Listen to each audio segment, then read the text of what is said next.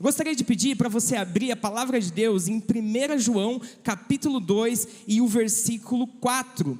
1 João, capítulo 2, versículo 4. A palavra de Deus diz assim: se alguém diz, eu o conheço, mas não obedece a seus mandamentos, é mentiroso, e a verdade não está nele. Mas quem obedece à palavra de Deus mostra que o amor que vem dele está se aperfeiçoando em sua vida. Desse modo, sabemos que estamos nele. Quem afirma que permanece nele deve andar como ele andou. Vamos orar? Baixa a cabeça aí, feche seus olhos. Espírito Santo, nós clamamos que essa tarde o Senhor fale conosco, que o Senhor possa se manifestar de uma forma singular nas nossas vidas, que possamos, ó Pai, independente do tempo de caminhada que temos cristã, poder ter o vislumbre da Tua glória. Nós clamamos, Senhor, porque sabemos que somos limitados, mas que temos um Deus ilimitado, um Deus eterno e todo-poderoso. Ministra os nossos corações para a honra e glória do Teu nome. Amém. Inclusive, gostaria de também fazer uma análise aqui de você, mas você faz a sua na relação individual. Vamos lá. E quando você se converteu, você lembra desse dia?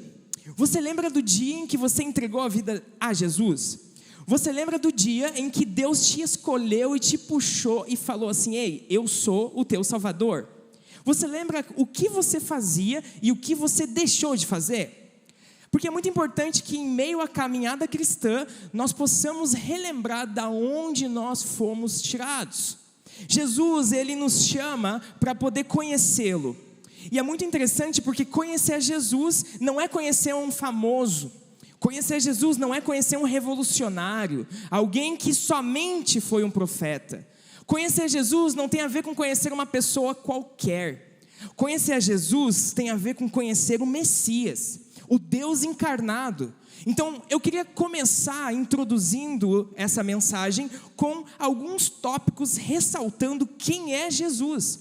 Jesus, Ele é o Verbo eterno.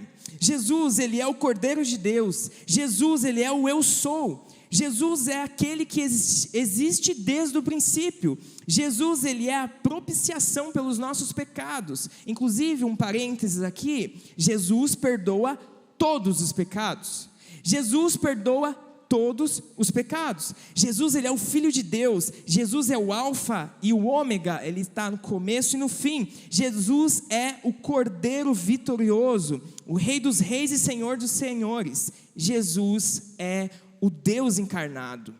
Talvez, quando você para pensar na palavra discípulo, a gente começa a entender que, de fato, o discípulo é seguir a Jesus. Mas eu gostaria de enfatizar 3 tópicos rápidos para esse início, de que seguir a Jesus tem a ver com aprender tudo o que Ele nos ensina.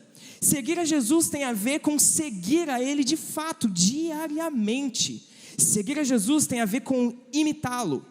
Porque muitas vezes nós podemos estar com o conhecimento da palavra, podemos estar dizendo seguir a Ele, mas não imitando a esse Jesus a quem nós seguimos. Nós vemos aqui nesse início de que Jesus, Ele é esse Deus encarnado, então não há nada que a nossa limitação humana possa justificar que Deus não pode nos usar. Porque é para Ele, é com Ele, é através dEle que a gente faz todas as coisas. Não tem como nós analisarmos a vida de Jesus e não querer praticar ela como uma justificativa de que somos limitados. Porque de fato, Jesus, Ele andou como Deus queria que Ele andasse, em obediência. E aqui eu quero fazer um paralelo rápido com você. Jesus, Ele obedeceu ao Pai. E eu queria te fazer uma pergunta, eu vou fazer algumas perguntas para reflexão. Como tem sido o seu tempo de deleite na leitura da palavra de Deus? Como tem sido o seu tempo de temor acerca daquilo que você tem aprendido? O teu devocional, ele tem sido um devocional onde Deus entra no mais íntimo, toca no teu ser, divide corpo, alma e espírito por conta do valor que você está dando? Ou a tua vida de devocional, de leitura da Bíblia se tornou mais algo a se fazer? Jesus, ele obedeceu ao Pai. Jesus, ele amou sacrificialmente. Qual tem sido a sua conduta para com o teu próximo? De alguma maneira você tem amado as pessoas sacrificialmente? Você tem se entregado a Jesus e por consequência disso, se entregado pelo teu irmão? Por amor a Jesus, para manifestar esse Jesus nessa terra? Jesus, ele orava com frequência. Você tem buscado o Senhor? Você tem dado valor para essas disciplinas espirituais? Você tem tido prazer na presença de Deus? Porque, sinceramente, esses 2 dias eu estou sendo muito ministrado. Nos louvores, canções, Deus está falando muito comigo. E uma dessas coisas, Deus tem falado o quanto a gente precisa, e inclusive eu, ter o prazer de estar na presença de Deus, de falar com esse Messias. O caminho até Deus é Jesus, esse caminho está traçado. O porquê que às vezes a gente não dá esse valor? Jesus orava com frequência, Jesus viveu com santidade. Você tem tido temor nas suas práticas diárias? Você tem refletido se as suas decisões têm a ver com Deus? Seja no seu trabalho, na sua escola, na sua faculdade, na sua vida familiar. Você tem refletido o quanto as práticas da sua vida, as suas atitudes, elas são ou não para a glória de Deus? Jesus orava constantemente. Jesus, ele pregou a verdade. Jesus, ele era o próprio verbo encarnado. Mas você tem sido verdadeiro ou verdadeira na sua vida? Ou melhor, você tem pregado a verdade, ou você não tem pregado a verdade com medo de ser julgado por não estar vivendo essa verdade? Jesus, ele é a própria palavra, e ele nos inspira a fazer tudo aquilo que ele fez, além de pregar, ser essa mensagem pregada na vida. Jesus, ele andou no Espírito. Você tem andado no Espírito? Não é flutuando. Você tem tido frutos do Espírito? Você tem sido alguém hospitaleiro? Você tem sido alguém que de alguma forma manifesta esses frutos na sua vida diária? Porque muitas vezes pensamos que andar no Espírito é andar falando em línguas na rua. E não é isso. Nós precisamos entender que esses exemplos que Jesus nos deixou através da sua vida, ele não é somente para uma contemplação minha e sua, como se fosse algo, glória a Deus e contemplamos o Senhor. É para isso também. Mas essa contemplação precisa ter uma atitude através disso, que é a prática daquilo que nós percebemos em Jesus. Jesus nos chamou, e nós temos escutado isso nesses dias, para manifestar o reino de Deus nessa terra. E muitas vezes pensamos que é subir, sei lá, numa carteira da escola para quem é adolescente, subir, sei lá, no refeitório onde você está na sua empresa e pregar para todo mundo escutar. Se Deus quiser, que assim seja, mas não é somente isso. Jesus nos ensina como viver uma vida prática. Talvez você possa até afirmar que conhece esses relatos que eu citei até aqui, da prática de Jesus. E talvez o Espírito Santo está te conduzindo a pensar que você não está vivendo eles. Ou talvez até de você ter vivido isso antes e agora está meio frio, está parado. Não é mais aquele crente que é apaixonado por Jesus. Mas a pergunta que eu gostaria de fazer também é: por que você parou? Por que você parou de ter a intensidade e de contemplá-lo e além disso praticar aquilo que você tem visto dele? Por que você parou? Jesus mandou você parar de fazer aquilo que ele pediu? Jesus pediu para você deixar de obedecê-lo? E a gente sabe que não. Jesus deseja que nós manifestemos o seu reino, mas que sejamos a imagem e semelhança dele. Hoje, ser cristão virou algo que nós falamos. Você diz que você é cristão. Mas nos primeiros séculos, quem dizia?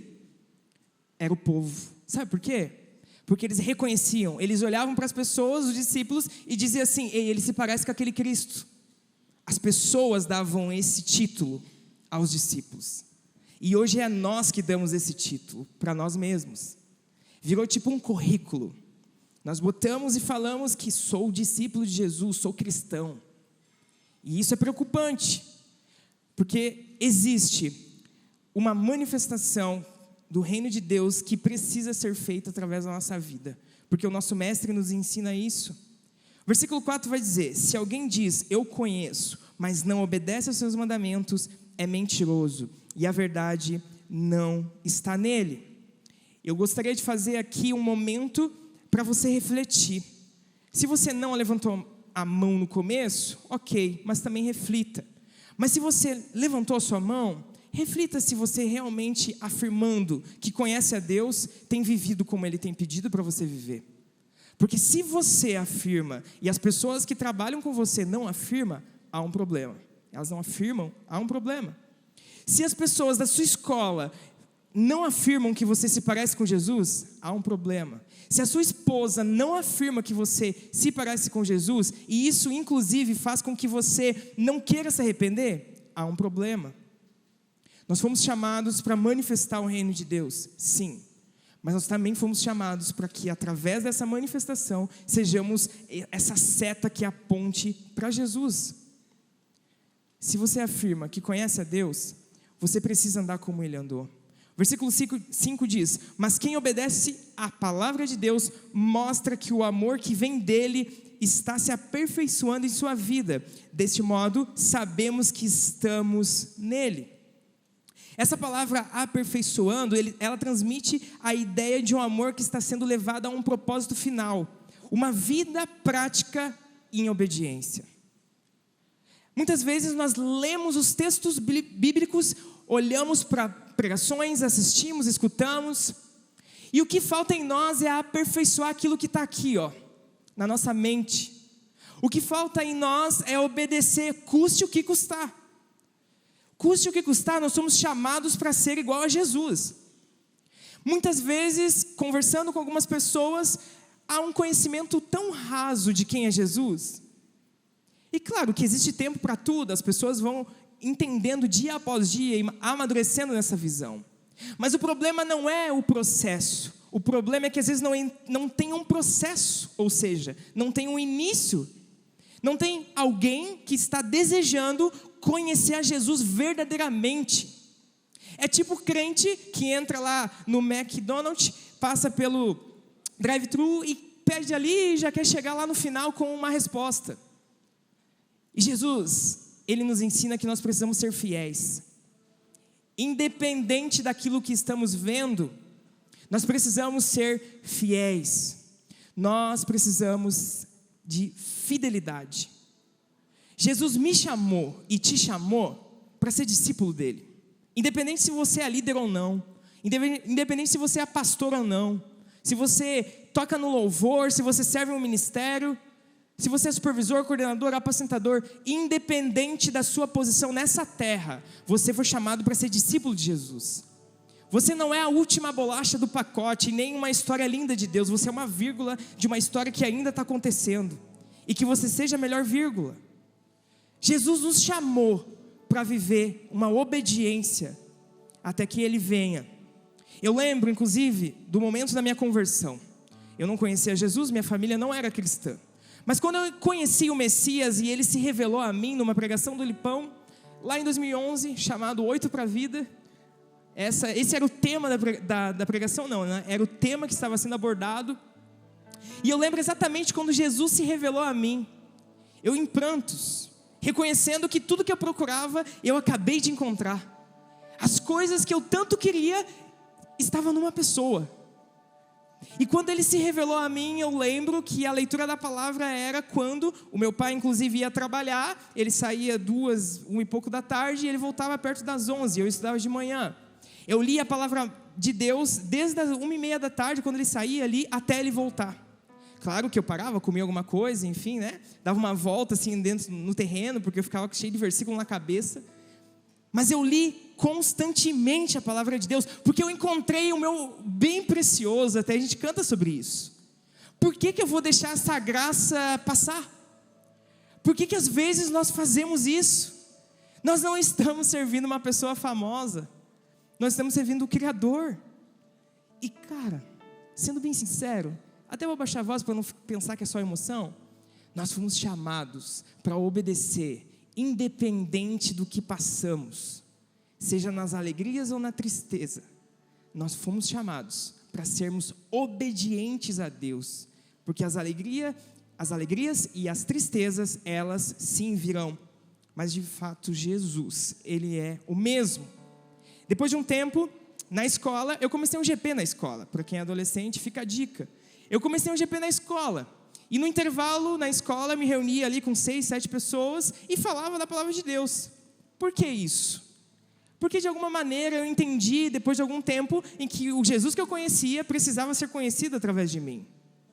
Mas o mais interessante é que esse GP, essas pessoas começaram a frequentar a Onda, se converteram, alguns foram para outras igrejas depois. Mas o mais interessante também disso é que às vezes a gente pensa, tá, então tem que ser algo público. Também.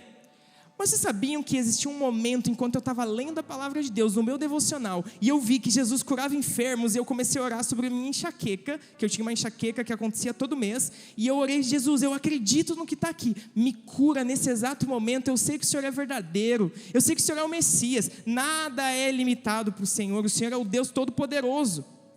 E por uma coisa bem sobrenatural, parecia que existiam formigas na minha cabeça, e eu, naquele momento, fui curado. O médico, inclusive, depois de um tempo, ele relatou que realmente não existia mais nada. Eu não tinha mais a enxaqueca, porque também eu não tive mais dores. Eu não comia banana e nem tomava café. Para quem me conhece, eu amo café. E eu tomo e falo assim, ó, Satanás, lembra que tu fez lá no pecado? Agora eu tô aqui, dá-lhe café. Mas Deus também faz na nossa vida individual. Eu lembro também que quando eu comecei a faculdade, o mesmo sentimento da escola começou a palpitar no meu coração.